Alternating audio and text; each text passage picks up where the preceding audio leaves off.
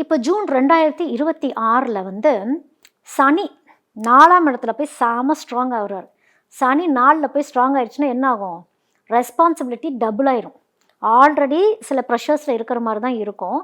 எங்கேயாவது ட்ராவல் பண்ணணும்னு அந்த டைமில் நீங்கள் நினைக்க வேணாம். ஜூன் 2026 வந்து ட்ராவல் கொஞ்சம் தடங்கள் ஆகிற மாதிரி இருக்கும். ஃபேமிலியில் சில ப்ரெஷர்ஸ், ஏன்னா 4ல் போய் சனி உட்காருது அப்படின்னாலே குடும்பத்தில் தான் கை வைக்கும். அப்போ அந்த டைமில் வந்து நிறைய திடீர்னு தலையில் இவ்வளோ பெரிய பாரம் வந்துருச்சு அப்படின்னு இல்லாமல் இதை எப்படி ஹேண்டில் பண்ணணும்? ஏன்னா சனி ஒரு பொறுப்பு கொடுக்குறாருன்னா உங்களை ஒரு டிசிப்ளின்குள்ளே கொண்டு வராருன்னு அர்த்தம். கரெக்டாக அந்த டிசிப்ளினை ப்ராக்டிஸ் பண்ணணுங்கிறது அர்த்தம். ஒரு ரொட்டீன் லைஃப்குள்ளே நீங்கள் கரெக்டாக வரணுங்கிறது தான் அதோடைய அர்த்தம். அதை பாரமாக பார்க்காம இதை எப்படி சரி பண்ணணும் அப்படின்னு தான் பார்க்கணும். சனிக்கு போய் சனீஸ்வரருக்கு போய் விளக்கு போட்டுட்டு ஆஞ்சநேயரை வழிபாடு பண்ணிட்டு வர்றது ஒரு ஜூன் மாதத்தில், அந்த மாதத்தில் ஒரு பழக்கமாகவே நீங்கள் வச்சுக்கிறதுங்கிறது நீங்கள் கொஞ்சம் சனி கொடுக்கக்கூடிய டென்ஷன்லேருந்து கொஞ்சம் ரிலீவ் அப்படிங்கிறது நீங்கள் ஆவீங்க. ஜூலை 2026 அப்படின்னு வரப்போ இந்த கிரக நிலைகள் எப்படி இருக்குன்னா, சூரியன் 9க்கு போகிறாரு. அதே மாதிரி சுக்கிரனும் 9ல் பலமடைகிறாரு அப்படிங்கிறது தான் இருக்குது. அப்போ இது எப்படி இருக்கும்?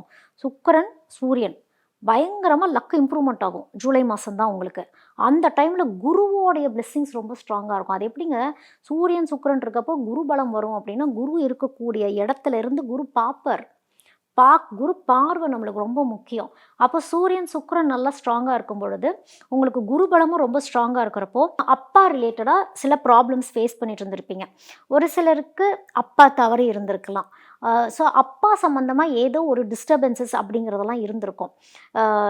இது எல்லாமே வந்து சரியாகக்கூடிய ஒரு அமைப்பு. இப்போ அப்பா தவறினவங்களாம் இருக்கிறாங்க அப்படின்னா, அவங்க அப்பாவுக்கு சரியான ஒரு தர்ப்பண முறைகள்லாம் நீங்கள் பண்ணுறீங்கன்னா, உங்கள் அப்பாவுடைய ஆன்மா எவ்வளோ டிஸ்டர்ப்டாக இருந்தாலும் சாந்தி அடையும் அப்படிங்கிறதும், அப்பா இருக்கிறாங்க அப்படிங்கிறப்போ அப்பா ரிலேட்டடான இஷ்யூஸ்லாம் கரெக்டாக சால்வ் ஆகி விருச்சிக ராசிக்காரங்க கொஞ்சம் அப்பா கூட ஒரு நல்ல ஒரு பழக்க வழக்கத்தில் இருக்கக்கூடிய ஒரு அமைப்பு. அந்த ஒரு சைலண்ட்டாக ஒரு ஹேண்டில் பண்ணிகிட்டு இருப்பாங்க. விருச்சிக ராசியில் இருக்கவங்கலாம் அப்பாவை கொஞ்சம் டிஸ்டண்ட்டாக இருக்க மாதிரி, அது எல்லாமே கொஞ்சம் அந்த கோல்டாக இருக்கக்கூடிய விஷயங்கள் எல்லாமே கொஞ்சம் ரிலீவ் ஆகக்கூடிய ஒரு அமைப்பு. இன்னொரு விஷயம் என்னென்னா, அப்பா செய்த கர்ம வினைகள் அப்படின்னு ஒன்று இருக்கும். அப்பாவுடைய தாத்தா செஞ்ச கர்ம வினைகள்லாம் இருக்கும். அதெல்லாம் கொஞ்சம் தர்மமாக மாறக்கூடிய ஒரு அமைப்புமே வந்து இந்த டைமில் வந்து விருச்சிக ராசிக்காரங்களுக்கு பலன் அப்படிங்கிறது கிடைக்கும்.